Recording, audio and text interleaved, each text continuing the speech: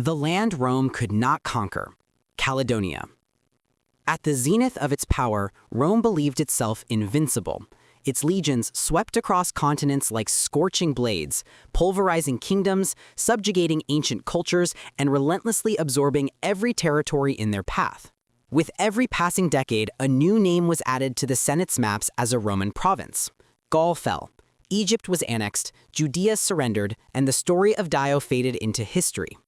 Everything seemed to conform to the expansionist logic of an empire that knew no borders, or so it thought.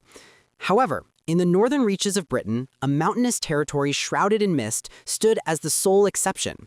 Here, the forests seemed to silently watch, and the winds cut like knives.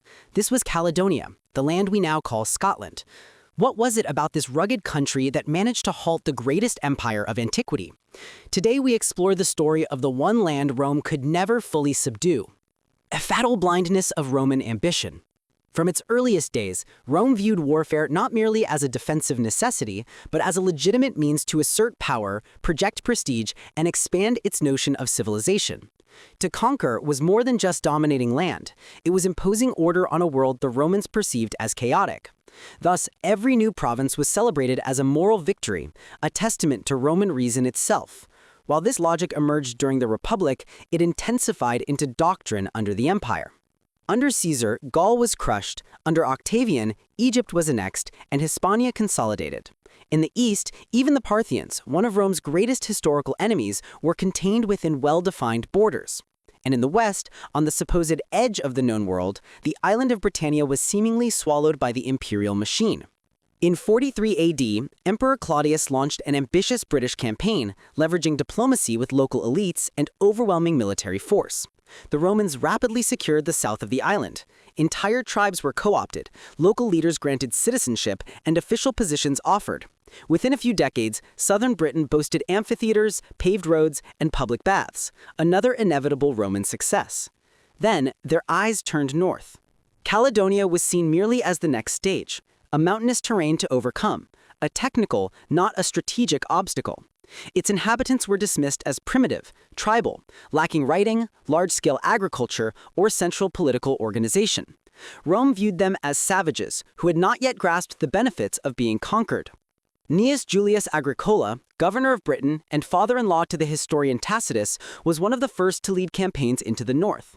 In his biography by Tacitus, the Roman mindset is laid bare. The Caledonians were described as tough brutes, yes, but backward, and therefore inevitably surmountable. Rome trusted that time and force would bring them to their senses. Yet, this confidence masked a fatal blindness. Rome knew how to defeat enemy armies, negotiate with local elites, subdue cities, and cut off supplies. It did not know how to handle an enemy with no king, no capital, and absolutely no desire for anything Rome offered. The moment the legions crossed the Caledonian threshold, everything began to unravel. The war against the land. Caledonia was forged of rock and silence, a landscape designed to slowly erode any force that dared to trespass. The mountains of the highlands rose like natural fortifications, cleaved by narrow valleys, treacherous swamps, and forests so dense that sunlight barely pierced the canopy. The great Caledonian forest, an ancient mass of vegetation, was impenetrable, dark, and riddled with invisible traps. The peat bogs swallowed feet, horses, and entire carts. Deep locks emerged like black wounds in the landscape, and the ground, perpetually damp and unstable, offered no firm footing. The rain seemed endless. Thick fogs materialized from nowhere, reducing visibility to mere feet. Legionaries marched, never knowing if the path ahead was safe or led straight to a precipice. Even in the camps, the relentless humidity rotted provisions, corroded armor, and spread disease. Medical accounts of the time detail a surge in dysentery, lung infections, and mysterious fevers among the northern British troops, diseases that did not kill in battle, but slowly, steadily wore down the morale of the army. Roman strategy, honed over centuries, depended on order. Calculated marches, symmetrical camps, well-planned roads, and constant supply lines. It was a well-oiled machine, but machines fail when the terrain refuses to cooperate. In Caledonia, no road remained intact for long. No convoy could advance without peril. No map was reliable. Every tree, every bend, every hill could conceal the next disaster. Scouts got lost. Entire patrols vanished. Archaeological and climatological studies confirm that the climate in Scotland during the Roman period was in many ways harsher than today. Long winters, short summers, and constant dampness turned the campaign into a war against the environment itself. The Romans were prepared for human armies, but in Caledonia, their greatest enemy was the ground beneath their feet, seconded by the ghosts who slipped through the fog and wielded nature as their weapon. The Picts, the unconquerable idea. They appeared as shadows on the hills, their bodies painted, their faces obscured by the mist, their eyes alert like predators. The Romans called them Picti, the painted ones, not because they understood their culture, but because they saw their skin marked with blue lines, mystical drawings, and tribal symbols, likely made with woad. This was the only possible visual record of a people who built no cities and left no writings. The Picts were not a unified nation, but dozens of clans and tribes scattered across the mountains, valleys, and forests, each with its own leader and way of surviving one of Europe's most hostile environments. The absence of a central government, which Rome misread as weakness, was in fact a strength. There was no single point to conquer. Each tribe was a head of the same serpent. Cutting off one did not prevent the others from continuing to bite. They lived in small, circular stone structures called brocks, or in isolated, elevated villages strategically positioned for observation and difficult to access. They knew the landscape intimately, where to tread, where to escape, where to ambush. They navigated rivers and lochs in light, silent boats, using paths invisible to the Roman eye. When pursued, they vanished among the trees as if they were a part of them.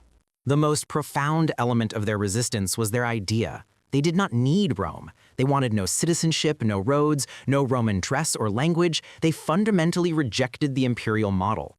This disarmed one of Rome's most effective weapons, its power to absorb. Throughout history, Rome had converted enemies into allies, co-opted elites, and offered status and citizenship, creating Romans outside Rome. But the Picts rejected this gift. They were simply at home, and any armed presence crossing their hills was an invader to be eliminated. Tacitus, in describing the Caledonians, direct ancestors of the Picts, highlighted a phrase that encapsulates this spirit. They are more prepared for war than for submission. It was a survival system. The more Rome attacked, the more the Pictish tribes dispersed. The more Rome built, the more they destroyed.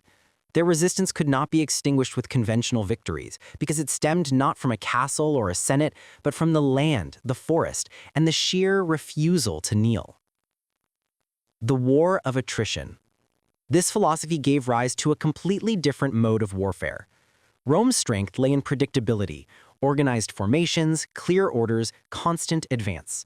The legions were mobile walls designed to crush the enemy with discipline and weight. But the Picts did not fight on Roman terms. They did not appear in open country or at an appointed time. The war the Picts imposed was fought not with grand battles, but with silence, ambushes in dense forests, nighttime raids on sleeping camps, and patrols that disappeared without a trace. It was a war that began when Romans believed the path was clear and ended with arrows flying from the fog, spears emerging from the undergrowth, and stones rolling down the slopes. The Romans were not equipped for this. Each soldier marched with dozens of pounds of gear, shield, gladius, armor, rations, designed for set-piece combat. In contrast, the Picts moved lightly, attacked swiftly, retreated before a response could be mounted, and vanished back into the landscape. Tacitus describes this pattern at the famous Battle of Mons Graupius. Though Agricola claimed a massive Roman victory, the actual result was insignificant. There was no occupation because there was no central structure to control. Survivors simply withdrew, demobilized, and reappeared weeks later elsewhere. It was like fighting smoke. Each Pictish attack sought to destabilize the Roman routine. They severed supply routes, intercepted messengers, and spread fear, forcing legionaries to sleep with weapons in hand. When a legion finally reacted, the enemy was gone. This war of attrition did not destroy armies, but it destroyed morale. A soldier deprived of sleep, short on food, and in constant fear became less effective. A commander under invisible pressure made errors. It was a war of daily survival, and the Picts were in no hurry. They had no territory to defend, only a principle to resist. The cost of nothing. When brute force failed, Rome deployed its ancient formula: control through terror. Destroy crops, block resources, take hostages, burn villages.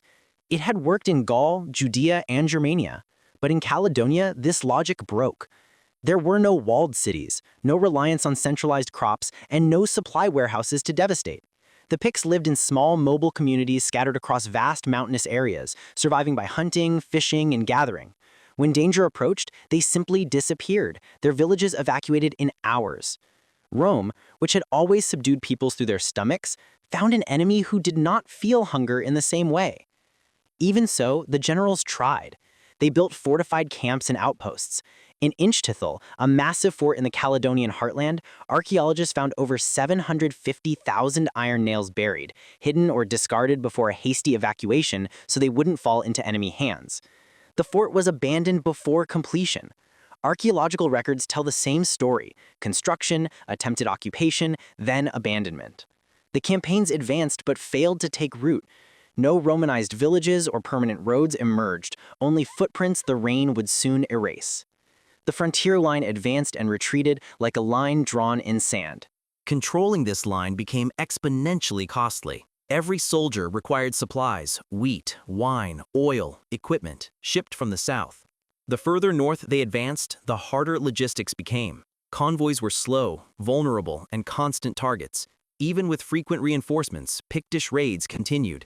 Scholars like Peter Solway and Shepard Freder clarify that the Roman presence north of Hadrian's Wall was never a true domination. It was a tense, ephemeral presence that dangerously drained resources, men, and morale. Rome finally had to ask, was this land worth the effort? Every Roman conquest was a calculated risk. It had to yield tangible wealth: minerals, slaves, taxes. Caledonia presented an unsolvable equation. Despite some mineral deposits, their exploitation was unfeasible due to the terrain, the rain, the lack of infrastructure, and armed resistance. There were no urban centers, no elites to co-opt, and no established markets. Caledonia offered nothing to justify the massive investment it demanded. Logistics were the killer. The famous Roman roads could not conquer the geography without colossal expenditure. Convoys were slow and vulnerable. The cumulative cost of a single prolonged campaign reached hundreds of thousands of pounds, with virtually zero gain. No Roman city ever prospered there. This imbalance was felt at the heart of the empire. The Historia Augusta reveals that the empire's finances were increasingly strained, and Caledonia offered no results to justify its spending to the Senate. In the end, the message was stark. Rome did not dominate Caledonia, because Caledonia was not worth dominating. Bricks of acceptance. In 122 AD, Rome made a decision that was both practical and symbolic: to stop. After decades of fruitless advances, campaigns, and unyielding resistance, Emperor Hadrian ordered the construction of a colossal structure stretching over 117 kilometers from the Irish Sea to the North Sea, Hadrian's Wall. This wall was not just stone, it was a rare admission, a place where continued expansion was not worth the cost.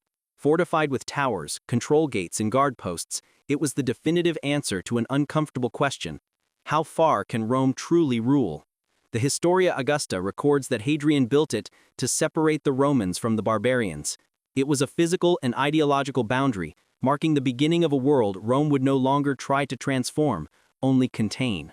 For the first time, Rome accepted a permanent frontier. It was no longer a purely expanding empire, but one that needed to defend what it already held. Yet this acceptance did not last. Barely 2 decades later, Emperor Antoninus Pius attempted to erase the line, building a new wall 160 kilometers further north, the Antonine Wall.